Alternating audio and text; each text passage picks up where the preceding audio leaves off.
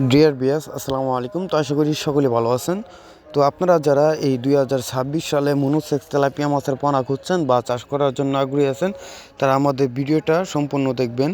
তো আপনাদের কাছে আলোচনা করব আপনারা কিভাবে এই 2025 সালে মনোসেক্স তেলাপিয়া মাছের পোনা সংগ্রহ করবেন এবং কীভাবে চাষাবাদ করবেন।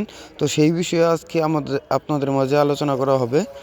তো মনোসেক্স তেলাপিয়া হচ্ছে 28 দিন হরমোন খাওয়ানো যে তেলাপিয়াটা, ওইটাকে বলে মনোসেক্স তেলাপিয়া। তো মনোসেক্স তেলাপিয়া চাষ করার ক্ষেত্রে দেখা যায় অনেক সময় অনেক চাষিরা যে ভুলটা করে থাকে, যে 4,000 5,000 কেজি যে মনোসেক্সটা তেলাপিয়াটা হয়, ওই তেলাপিয়াটা ডাইরেক্ট আপনারা পুকুরে ছেড়ে দেন। তো এই ভুল করবেন না। এই ভুল করার ক্ষেত্রে দেখা যায় মাছের গ্রোথ আসে না, মাছ ঠিক মতন বড় হয় না। তো আপনারা দেখেন যে আমরা পুকুরে মাছগুলোর গ্রেডিং করতেছি বা নার্সিং করতেছি। দেখেন নেট জাল দিয়ে আমরা এই মাছগুলো মানে ছোটোগুলা এই নেট জাল দিয়ে বের হয়ে যাচ্ছে, আর বড়গুলা এখানে থেকে যাচ্ছে। তো এটাই হচ্ছে গ্রেডিং করা। মানে মাছটা আপনার ছোটো মাছগুলা বেরিয়ে যাবে, বড় মাছগুলা থাকবে। এই বড় মাছগুলো আমরা অন্য পুকুরে ছাড়ার জন্য এই নার্সিং করছি।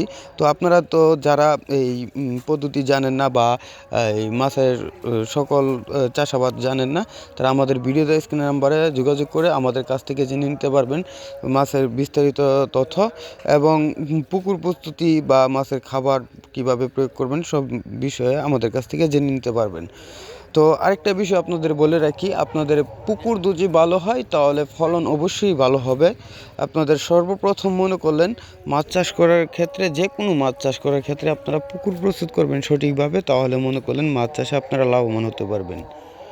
এই বিষয়টা আপনারা লক্ষ্য করবেন। আর দ্বিতীয় হচ্ছে, আপনারা ভালো জাতের উন্নত মানের তেলাপিয়া মাছের পোনা সংগ্রহ করে আপনারা চাষাবাদে দিবেন।